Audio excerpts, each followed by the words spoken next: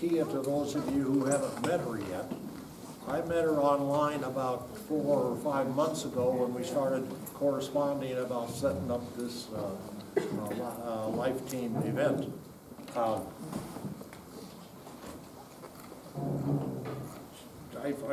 talked to her on a regular basis, so I've gotten to know her, although I only met her yesterday when she got off the plane. You'll learn that she's led a truly amazing and unusual and exciting life. Her story is fascinating. You'll be able to learn a lot about things that typically we don't talk about.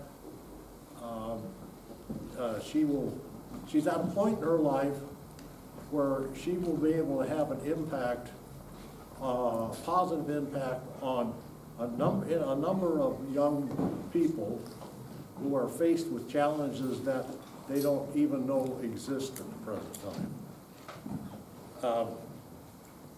Her message is one of optimism and one of hard work.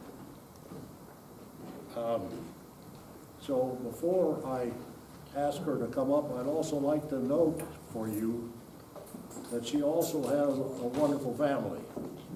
And I'm going to pass a picture around just to verify that. So, Kia, the floor is yours.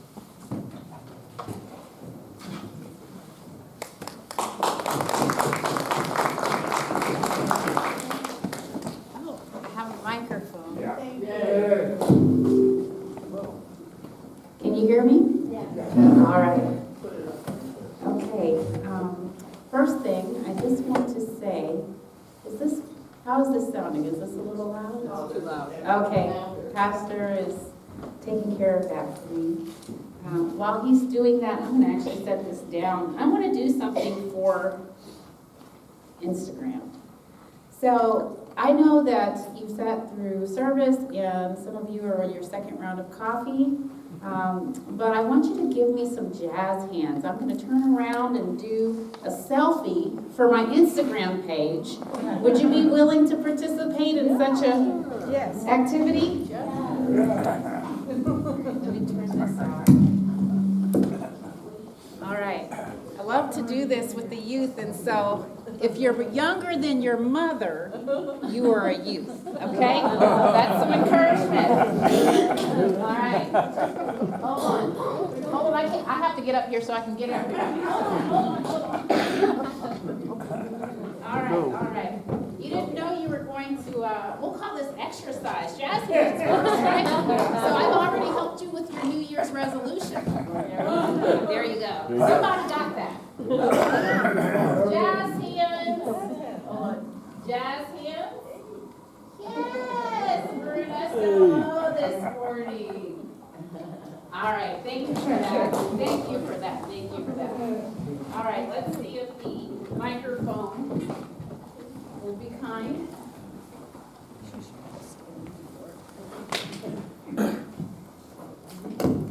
Okay, where's that picture of my family? Do you see everyone smiling? Yeah. All right, that's verification that I'm loved. All right. Well, first of all, thank you so much for having me. And Pastor Vaughn, I met in National Youth Gathering this past summer of 2022, and I was invited by the Life Ministries director, Deaconess Tiffany Miner, and she's in St. Louis and works for the district. So what I'm going to do is talk about a subject that is quite sensitive, quite uncomfortable, but very necessary. All right, and so this is titled Sex Trafficking SLO, because it's closer than you think, right? Who is at risk and why should we care? Okay, who is Kia Bauer? Okay, so I'm going to read this. I know about myself, but I want you to hear some things. I tend to ramble because I have ADHD, and this keeps me focused. So, thank you very much for your attention. So, I've appeared on TVN, Daystar, and documentaries, on podcasts, on blogs, been featured as a speaker, lived experience survivor, and a workshop facilitator who spends the bulk of my time empowering young women and men, leading initiatives that support trafficking victims. My motivation and passion for inspiring youth and women of all ages is inextricably linked to my own story of hardship and survival against insurmountable odds. As a result, I connect with audiences like yourself, okay? And basically I'm known, when I do consultations, I'm known for my ability to help others understand otherwise obscure realities. I currently focus on advocacy, collaboration, and consultation with organizations that rescue women and children from trafficking. I work for Bochi's Place. Bochi's Place is a safe house that is in not too far from where I live, borderline Oklahoma and Texas. And I work personally, day by day, with trafficking victims, much like myself. All right? And so my husband actually is a vicar, okay? And he is from Liberia, West Africa. And very interesting story. I'll tell you another time. It'll take forever. I told you I like rabbit trails. This is why I should probably come back to this. But he is a vicar and has been in LCMS actively for the past 6 years. But his story is interesting. He grew up in Liberia, West Africa, where there was a mission by the Lutheran church. It's not LCMS, it's Lutheran church. And his mother grew up on that mission. They actually sent her to college in the U.S. She was able to obtain her master's degree in education. And she went back to Liberia and was the superintendent of one of the largest school districts there. John's father was actually on the mission of a Methodist church. And so they did the same for him. They sent him to college in the U.S., and then he came back and he worked for the government there for the Utility Commission, and he retired as a professor. And so there was a coup d'etat that's taking over of the government in the early 80s into the 90s, and that's how their family came to the U.S. And so John came here, and he was about 19 years of age, and basically went to school and to Oral Roberts University, actually, and served in full-time ministry in the capacity of a pastor at a non-denominational church in Dallas, Texas, and that was the associate youth pastor, actually, for Bishop T.D. Jakes, and that's where he was ordained. Well, long story short, we spent many years starting our family, and then we, I would say for the past 20 years, have been in some form of full-time ministry, primarily with youth. And so when we came to LCMS, we were planting a church, and it was a non-denominational church, and the ministry and missions facilitator, who is from Eritrea, which is also in Africa, he talked to John about his beginnings and said, why don't you come back home? And so that back home was to LCMS, and so John actually made the decision to become a vicar, and he is studying at St. Louis, and that is virtually to get his vicarage, and of course he's under supervision. And so during the past 6 years, I became a missionary and a certified evangelist in LCMS. And so I'm trying to work with this here. What do I need to do? Anyone? Up higher? Okay, I'm scared because it was making a noise. Maybe you need to stand closer. Stand closer here. Because if Mike picks up the sound from the speakers, that's maybe what begins the buzz. I don't know. Okay, well, I'll just run up there when I need to go a little bit further. Or, okay, we can do that too.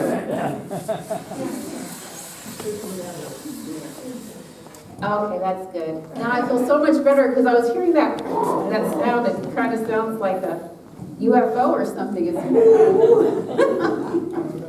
Anyway, so John also began a mission network called Mosaic Mission Network.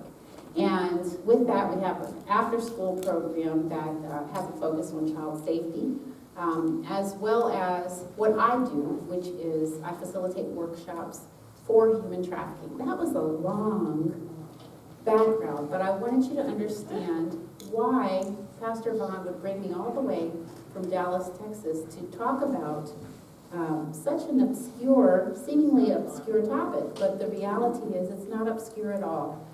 Human trafficking is all around us, even in SLO. And so let us begin. All right, and that's just, me and my family were highlighted in the Texas Messenger, which is LCMS Texas District newsletter that talks about the various ministry endeavors. Now we're going to get into the meat of my story. And so the story that I just gave you was after I had experienced many atrocities at the hands of some very ill-intended people. And so I grew up checkerboarding the U.S. I was born in Madrid, Spain, and my father was a staff sergeant in the United States Air Force. And my mother came from the good side of the tracks in Columbus, Ohio. She was an only child in a socialite family. My father, not so much. He came from the south side of Chicago. He grew up in the projects. Many of them are now torn down, but he grew up in these projects and experienced a lot of the ills of growing up in an impoverished situation. He thought that joining the military, he would be able to get out of that, but the psychological impact would haunt him, even as he enlisted and served 2 tours in Vietnam. And so in 1975, I came on the scene. I had a brother 5 years my senior, and we lived on the economy at Torrejon Air Force Base is where I was born, and we lived on the economy. And my life was filled with a lot of uncertainty and fear as we traveled from place to place. I would witness my father, who would beat my mom. There was domestic violence. He would also attack and beat my brother on many occasions, very viciously. And he was on drugs, and he was an alcoholic, and that was how he coped with his story and the realities of war. And so by the age of 16 years old, I was fed up and I was frightened. I found my father in a closet in a fetal position one day after he had lost his job. It was in the dead of winter, and we didn't have lights, we did not have food. We were in a very tough situation. I worked 3 part-time jobs as a homeschool student to try to help support our family. My mother was, is, an interior decorator who's retired now, but she worked for many different work crews, and for decorators and things of that nature. And she tried to cope with our life. Now, with all of these things happening, how many of you know we showed up at church every Sunday? Every Sunday. And we hid our secret. And I was told not to tell anything that was going on in our house that would be inappropriate. And also I was threatened by my father on multiple occasions. So by 16 years of age, when I found him in that closet, I questioned him about some things, and he became irate. He lunged for me, told me that he would kill me, and I ran to my mom. He beat her senselessly, mercilessly. It was intended for me, but I got away, and I was able to run to a neighbor. They called the police. My father went off to jail. At 16 years of age, I decided within about 2 weeks of that incident to leave home. So this is 1991. In 1991, I met a man on a plane. I was on my way to my friend's prom. I met a man on a plane who was 27 years of age. And we had multiple conversations over several months, and he was the person who I contacted for safety. How many of you know it wasn't safe at all? All right, so 1991, I lived with him actually briefly. And I meet another man who introduces me to this man who's pictured, who is a Hall of Fame record producer in Atlanta, Georgia. His name is Dallas Austin. So you'll see a picture here that's kind of grayed out. I will have this presentation for you all it will be emailed to Pastor, and you'll be able to see in more detail. It's a little bit blurry up here, but this is me in a music video. He promised me a life of luxury, a life of excitement, if I would just give services to the two groups that are pictured here, and anyone else who would come in the home. And so I traveled as a roadie at 16 years of age, mind you. And I did everything unthinkable to maintain safety for my dad. Very interesting. So what is human trafficking? Human trafficking is a serious crime and human rights violation against humanity. It involves the use of force, fraud, or coercion to obtain some type of labor or commercial sex act. A common misconception about human trafficking is that it is not happening in the United States. This is false, as the United States is ranked as the worst countries globally for human trafficking. It is estimated that 199,000 incidents occur within the United States every year that are documented. How many of you know I wasn't documented? So that means that it's happening at a far greater rate. It's just, this is what the FBI has. Now, we went over this earlier. San Luis Obispo, but it's called SLO, right? And the funny fact is, when I met your pastor, I had no idea that you all existed. I never heard of SLO, California, but now I realize this is the happiest place on earth to be, right? Great wine and great people, great college, great community, right? And you would think it couldn't be happening here, but of course it is. So why are we talking about human trafficking? Right here in this county, labor and sex trafficking are happening.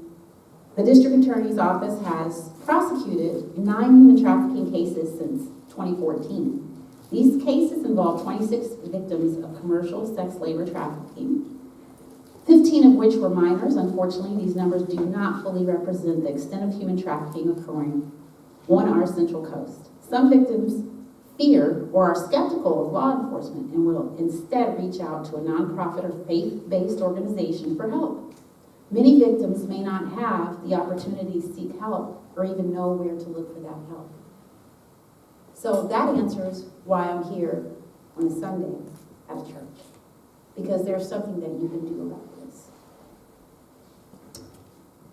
What is being done? Whenever we hear such horrific stories, whenever we realize that this is happening, the first thing is to kind of go inside and say, someone's got to do something about this, right? Am I right? So what is being done? In 2014, SLO County Anti-Human Trafficking Task Force formed. When a task force forms, that means that the problem is huge. I was speaking earlier with the youth, some of the youth, and I let them know, you know, the picture that you've seen that has the iceberg, right? And so you've got this little piece up here, and then you've got the water, and then you've got this huge amount down here that, you know, it's unseen. And so when a task force is developed, that's because the problem is really, really big. Really big. And so you're talking about even in small cities across the U.S., this is still a big problem, right? So, all right. The task force includes nonprofit organizations, local, regional, and national law enforcement agencies, healthcare providers, faith-based organizations, and community members. The task force members are passionate about identifying, preventing, and ending human trafficking in the Central Coast.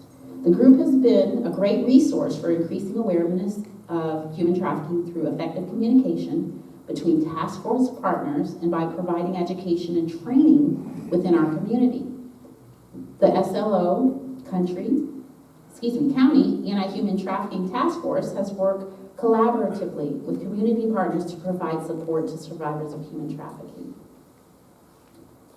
So now let's get into how is this happening? Because that's the biggest question that I would want to know. How is this going on under our noses? How are our children and our family members being affected? How are our neighbors being affected? Why are there so many cases? What is it? And so first we have to be able to understand that what we're looking at, number one, when we're seeing certain things, knowing what those signs would be, and then knowing what to do. And I'm going to give you what to do after I give you the red flags. And I apologize, but what I really need is my glasses. Because as beautiful as I look, I'm 48, and at 40, that's when I started needing readers. So I have about 10 pairs. All right, I'm trying to avoid that sound the best I can. All right, so this is a list of signs or red flags that might indicate that sex trafficking is occurring. The person seems overly fearful, submissive, tense, or paranoid. All right, this is a lot of information, so understand you will have access to this. Don't try to remember it. It's a lot, but just get your mind going with me for a second. The person is deferring to another person before giving information. This person has physical injuries or branding such as name tattoos on face, chest, tattoos about money, sex, or pimp phrases. Clothing is inappropriately sexual or inappropriate for weather. Minor, if they're a minor, is unaccompanied at night or falters in explaining who they are with and what they are doing. Identification documents are held by another. Person works long or excessive hours or is always available on demand. Overly sexual, this is for minors, for age or situation. Multiple phones or social media accounts. Signs of unusual wealth without explanation. New jewelry, shoes, phones, without any form of income. Person lives in a massage business or is not free to come and go. So let me break that down a little bit. Sex trafficking by definition is force, fraud, or coercion to perform commercial sex acts. Okay, and so that means, how is that happening in our day-to-day lives? For the youth, they're taking pictures that are inappropriate. Sometimes they're sharing them with friends, or sometimes they are being friended by someone requesting these images, and then they are uploading these images to the dark web, and they are being purchased, I don't know how many times, umpteen times. And every time that image is purchased, that child or that individual has been trafficked, because that crosses state lines, am I right? And so,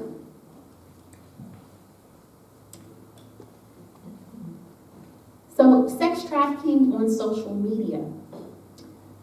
A lot of the games that the kids are playing and the platforms that they're on, there are going to be imposters, predators who are going to pretend to be someone that they are not. But this doesn't just affect the youth, because there are dating websites that do the same exact thing. And so there are many people who are at risk, many age groups that are at risk. There is not a socioeconomic cap, okay, or threshold in which you go over in order to be trafficked. It's not just people in poverty. It's not just immigrants, okay? It's not dumb people who shouldn't just be doing these things. These are people who are being targeted. They're no more dumb than the person who goes to the gas station and gets robbed. It's not their fault. This is a victimization. It is a crime against humanity. It is a human rights violation. It is a crime. And they're oftentimes lured. And they're being lured in ways where it will blow your mind. It's vulnerabilities. And so we live in a college town here, right? I say we, but that would be your community here. You live in a college town. And so there are vulnerabilities of the women and the men who are in college, because maybe they just need a little extra money and they're not getting what they need, and maybe they're feeling down, maybe they come from a broken home. There's no dollar amount on a broken home. Broken homes happen, right? And so a predator is going to look for their vulnerabilities and capitalize on them. And we talked earlier in the youth group about befriending. And so they will become their best friend. No one has ever uplifted them as much as this person will. And then they will also lure them in with gifting. They'll begin to gift them with their time and attention. They'll begin to gift them with, you need help with your school books, they'll pay for school books. They'll do whatever is necessary to gain the trust. Another way that it happens is they'll be invited to a party. It's peer-to-peer trafficking. These peers are working for pimps, and they will go and invite your children and your grandchildren to parties where they will slip something in their drink, or they will willingly drink something. And then everything that happens after that has taken place, they will videotape it, and then when that young person comes to, a day or two later, they'll present them with it, and then they will threaten them. You want your parents to find out? You want this to go all over social media? They'll say whatever it is to instill fear so they can keep getting more images. Oh, get this. You don't want to do this again? Then find me some people who will. Invite them to this party, and I'll slide you $500. Think about that. Now, sex trafficking on social media. So there is a law group that is beginning prosecutions. The name of that law group is Leaf Cabraser, and it says that they are investigating reports of sex trafficking and sexual exploitation occurring on social media platforms across the country, including Twitter, TikTok, Instagram, Snapchat, WhatsApp, OnlyFans, Facebook, Backpage, Craigslist, and Craigslist. This I got from their website. Our investigation has revealed that such companies knowingly permit and financially benefit from sexual abuse that occurs daily on their websites, including by ignoring requests to remove posts that advertise traffic people for sex and or solicit and distribute pornographic images of children and other vulnerable people, and they do that in the inboxes, direct messages, or DMs as the young people call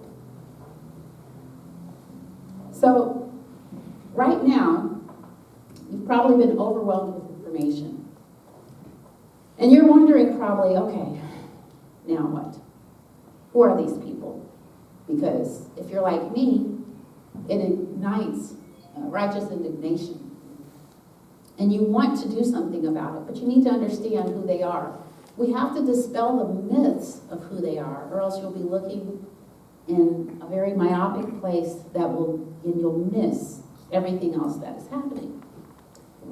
And so, my research brought up a music teacher in Queens at a prestigious music school that people who don't have a lot of money cannot afford to go to. No one is safe when it comes to traffickers. There is no look to a trafficker. But this is a trafficker. He's in New York, Queens, New York.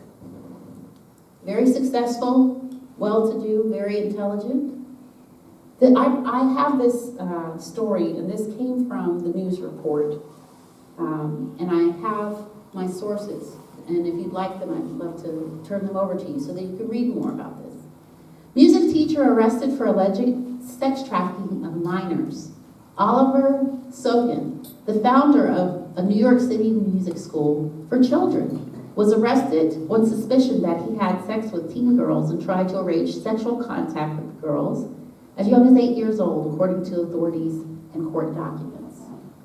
Investigators learned of Sogan after the pimp he is alleged to have contacted was arrested in November of 2013. According to the federal complaint, a search of the pimp's phone allegedly revealed contact information for Sogan.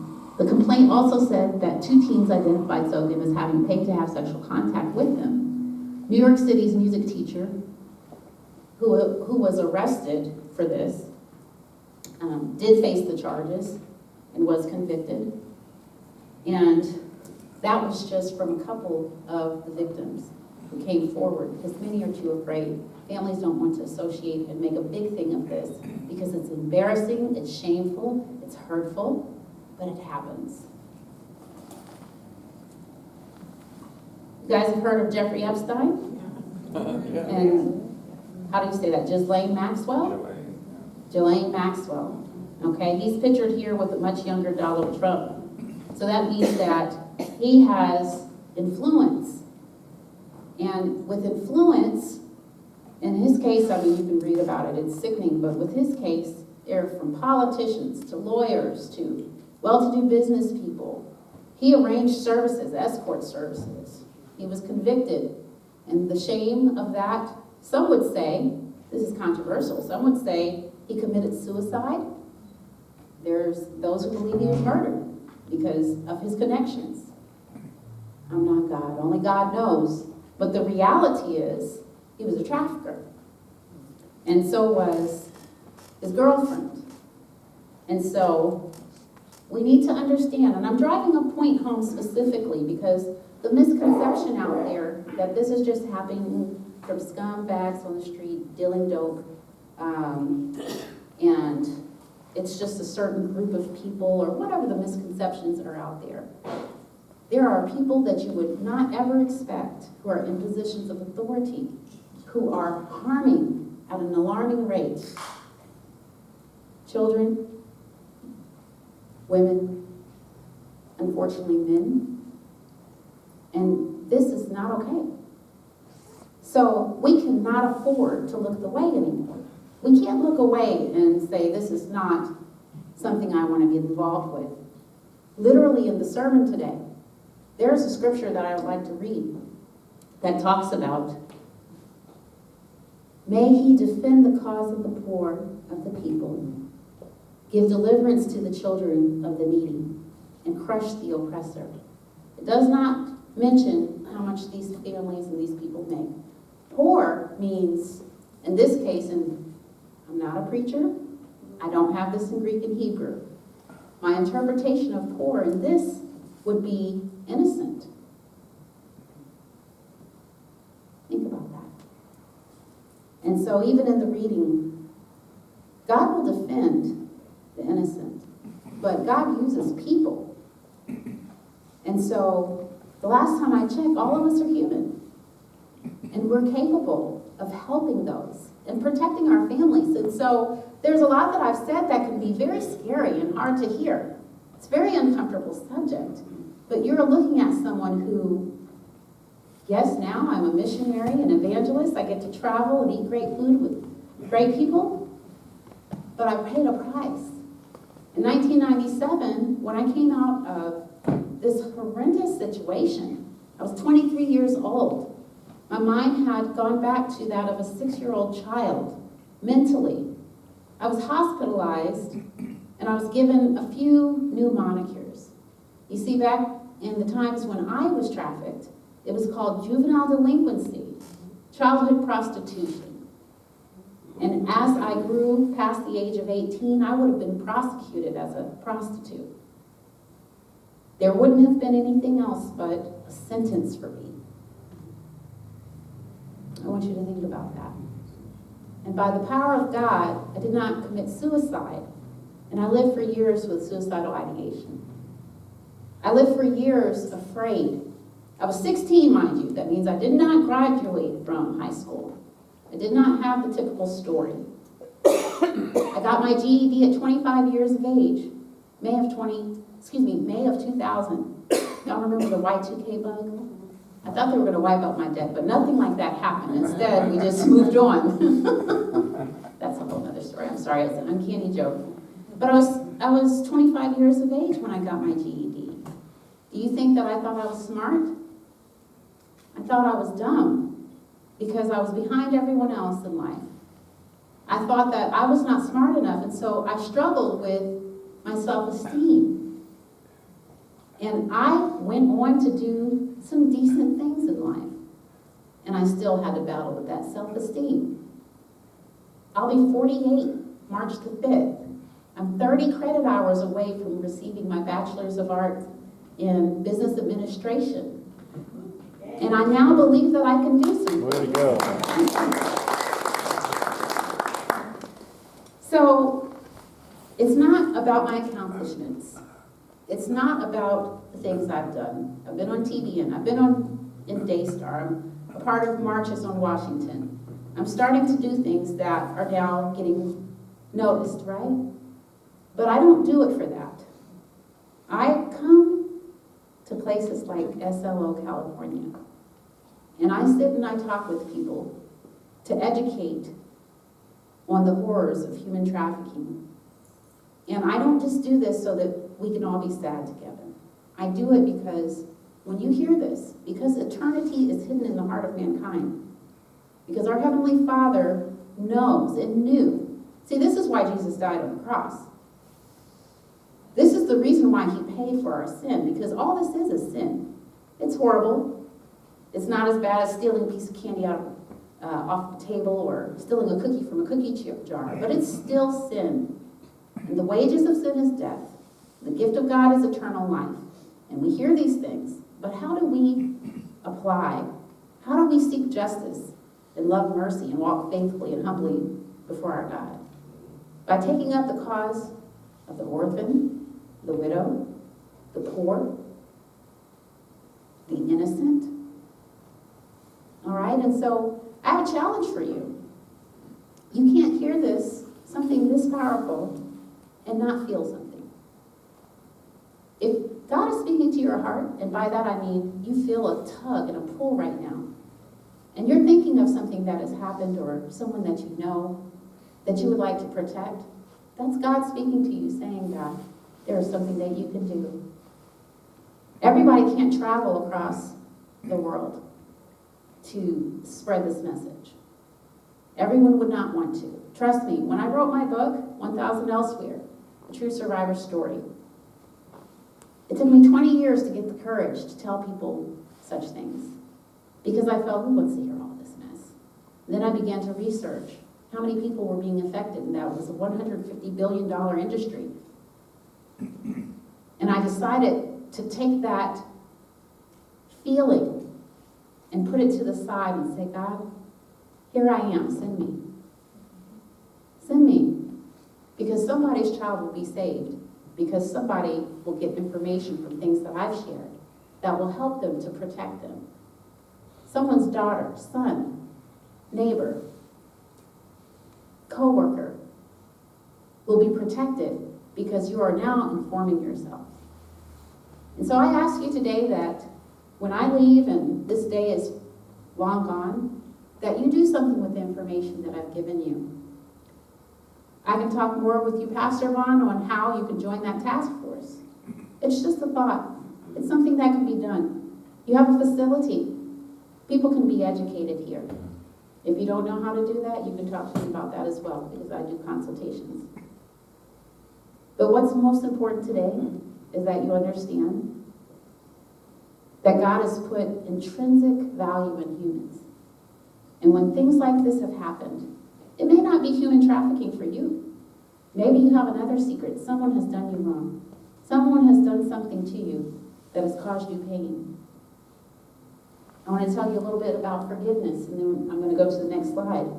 My father, who did the horrible things to my mom, and they divorced, and he went to jail and was in and out of jail for 17 years. We were estranged. Now, this is not Lutheran.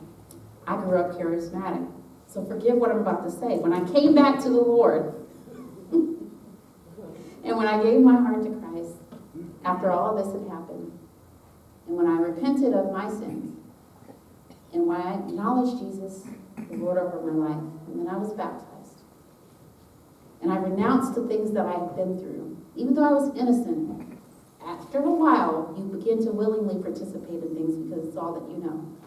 And after I asked for forgiveness, I had to forgive my father and everyone who was involved in harming me. I reunited with my dad April of 2021. My husband, for our 20th year anniversary, took me to Salt Lake City, Utah. And I was able to reunite with him and personally, face-to-face, forgive him. And again, this is a charismatic term, but he has given his life over to the Lord. He has renounced his ways. He is sober. He's been sober for 9 years of drugs and alcohol. And now he has a relationship with his grandchildren. That's the power of God. Sometimes you have to forgive people who are no longer living. I was fortunate to be able to forgive him. That was my prayer, Lord, let me forgive him face to face. Some of you have to forgive people who you haven't seen in years and who have long since died. This is also a message of forgiveness, because that frees you. It frees you from the burden. What are the most common online dangers for youth? This is important to know, and this is why I want you to actually have this presentation. The biggest online offenders: Snapchat, MeetMe, Bumble, LiveMe, Grindr, TikTok, Ola, Scout, Kick, Hot or Not, Twitch, Discord, Roblox. Currently, with most of these platforms, there are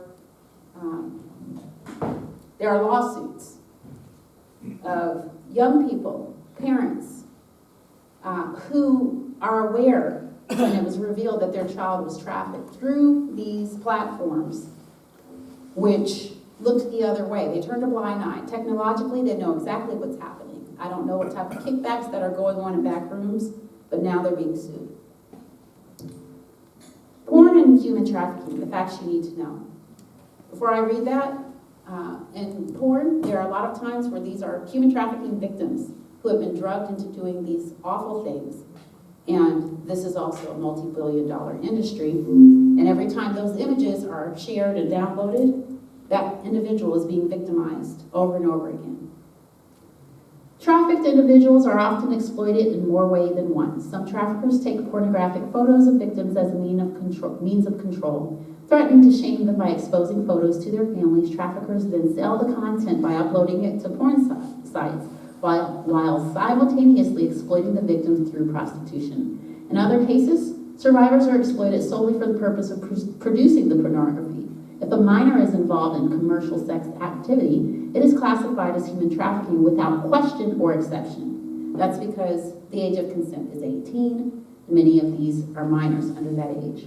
This means exploitation through child sexual abuse, sometimes referred to as child pornography, can always be classified as sex trafficking. What can I do to help? Volunteer or donate. I got this from the SLOW Task Force on Human Trafficking, from their website. Volunteer or donate to a local nonprofit whose mission is to end human trafficking on the Central Coast. Central Coast Freedom Network offers a 40-hour human trafficking training for concerned citizens who want to volunteer. It gives the website link. If you see something suspicious, report it to law enforcement. Do not investigate it yourself. You can endanger the victims or yourself. Law enforcement agencies in San Luis, SLO, y'all, please forgive me, county are trained to investigate trafficking. If you're unsure about calling law enforcement, you can always call the Polaris Project, a national group working to track and end human trafficking. It gives their information. So there's the State Department, there's FBI, has a tip line. I would advise you, if you encounter someone who discloses that they have been trafficked, if you report it to the tip line, report it one time, because you will overwhelm the system. As you can imagine, $150 billion industry worldwide, there's a lot of tips. In the US, if there's 199,000 reported cases, that's a lot of tips that took to get that information. If you, I believe it's 2 or 3 times, if you report the same incident multiple times, they will actually not act. They will consider it frivolous. That's important fact to know. And so there is report trafficking information that will be in the slide. Educate others. All right, so these are things that we can do. Your pastor has done just that. He's actively pursued me coming here so that you can hear my story, so that you can put a face to human trafficking. Every story does not end. I'm in a very tight minority of trafficking victims who speak about it publicly, who have gone on to college, turned their lives around, and did not commit suicide or were not murdered. Less than 1% that I represent. And so, don't just let the issues rest with you and what you know. Help others learn about it and take action as well. I want to leave you with a quote by William Wilberforce. William Wilberforce was instrumental in the abolition of slavery in the United Kingdom in 1833. And he once said, "You may choose to look the other way, but you can never say again that you did not know." Don't let the issues rest with you. Do something, whether it's that you are educating others or that you are getting involved in volunteerism, or simply that you just spread the word about what you heard. You might be thinking of someone who just needs the presentation. Send it to them. It's got valuable information there. I'm always available to do more and more workshops. And so if you work for an organization or you're on the Rotary Club and you would like someone to come in and speak about human trafficking, I can do that virtually as well as in person. It's always more fun in person, but I do it virtually as well. And so my contact information, if you want it, come see me afterwards, and I'll be happy to give that to you. Or you can go to my website, which is my first and last name.com, KeeyaVawar.com. I also have written the book, which I told you about, and I want to tell you about why I titled it, and I'm coming to the end. So thank you for your patience. But I'm coming to the end. My book, 1,000 Elsewhere, A True Survivor Story, the title, I got it from Psalm 84:10. You want to know what that is? Yes. Better is one day in your courts than 1,000 elsewhere. I'd rather dwell I'd rather be a doorkeeper in the house of my God than dwell in the tents of the wicked. I've spent too much time in the tents of the wicked. The house of the Lord is much better. Yes. So if you would like a copy of my book, there are no copies there. Let me tell you what happened. So this is the quirky thing about my life. It takes about 3 weeks to get author's copies. And I said, okay, no problem. So 3 weeks ago, well, actually about 4 weeks ago, I placed my order, and they tell me it's going to come way after this presentation because of what? Christmas. And so I said, you know what? So the church doesn't incur any expense by me sending books here, getting it after fact, and if it comes here after fact, I can't sign it, and all this rigmarole. And then they have to send back the copies that didn't get sold. All of that. I said, you know what? You can purchase your copy. I will have that sent to me. Well, I've already had that sent to me. I will sign it and send it directly to you. Okay?